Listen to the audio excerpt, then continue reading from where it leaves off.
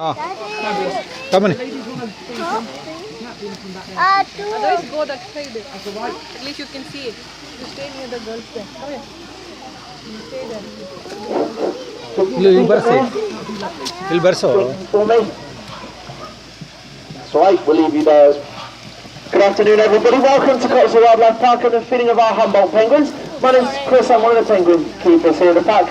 And this afternoon, feeding the penguins with me are Paris and Talia, whose name I forgot.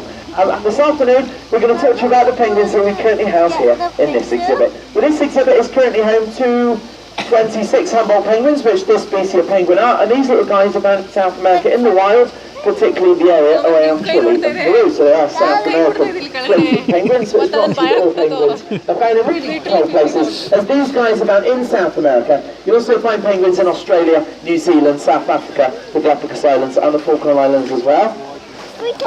So it's not true that they're all found in really cold places, as many of you might expect.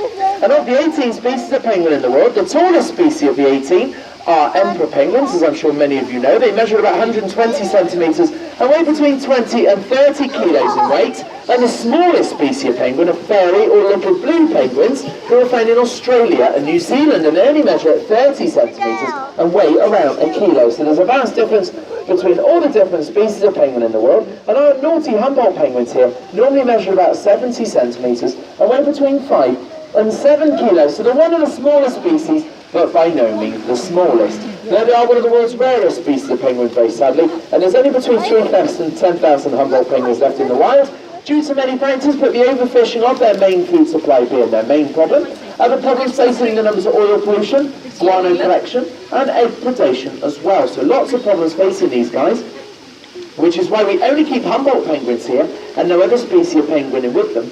And of all of our penguins here at the Wildlife Park, our youngest ones, the blacky grey ones you can see in the water, they were both hatched here in April the 24th and April the 28th. So they are now 8 months old and will stay that blacky grey colour until they're 12 to 14 months. And our oldest two penguins are Dale and Yogi. Dale bit me on the leg as he jumped down there earlier, which was rather nice of him. And they've got the green tags on, and they were hatched in Chester Zoo back in 1995. So they're 21, almost 22. And even with my terrible maths, I could just about count to 21.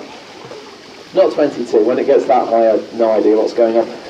But about 21 is a really good age for a Humboldt penguin. 20 to 30 would be better, so hopefully we can get these to grand old ages. And the oldest Humboldt penguins in captivity at the moment are 39 years old, and they're both in Germany, so obviously good German living, plenty of beer or something like that, I'm sure. Obviously gets them to 39 years old. Obviously I'm joking, because they don't drink. Now, Humboldt penguins here at the Wildlife Park are fed twice a day, once in the morning and then again in the afternoon. And as you can see, they're pretty hungry. They generally are much hungrier in the cold, wet weather and not so hungry in the warm, dry weather. But I'm sure all of you will agree it's not very warm today. So this is probably why they're eating really well, as you can see. They are fed fish. The fish on the menu today are sprats. Now in the wild, they would eat things like anchovies, sardines, mackerel, grilled crustaceans and squid. But we don't give them any of their natural prey. Unfortunately, the overfishing of their main food supply is the main problem facing their numbers in the wild.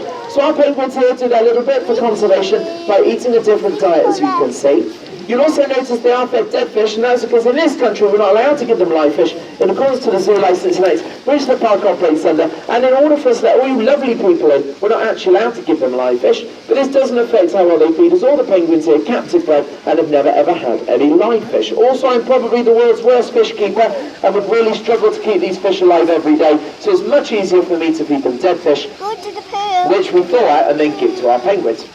Now, as you'll notice as well, our penguins here are swimming about quite a bit in the water today. Hopefully, if the young Talia and Paris can chuck some fish in the water, which they've just done, our penguins will show you a little bit more of their swimming behaviour. So they show 3 different types. Surface swimming, where they swim about on the surface, is the first one. They then show you a type of swimming called flying, where they fly through the water, using their tail as a rudder, and the wing sails steer and propel them even,